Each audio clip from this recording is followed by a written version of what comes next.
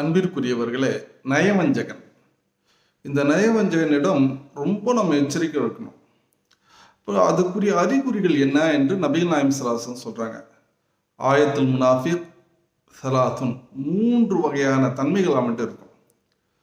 அதில் ஒன்று என்னன்னு சொன்னா, இதா ஹத்தஸ கதப, பேசினா பொய்யே பேசுவான். வைதா வயத அஹ்லஃப, ஏன்னா வாக்குறுதி கொடுத்தா மாறு செய்வதிலே குறியா இருப்பான்.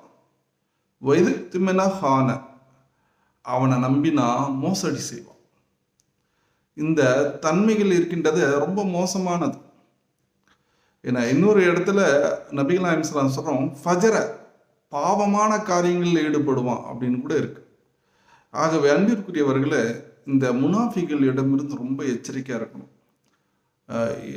அல்லாஹ் நம் அனைவரும் இத்தகைய நயவஞ்சகர்களிடமிருந்து பாதுகாப்பானார்.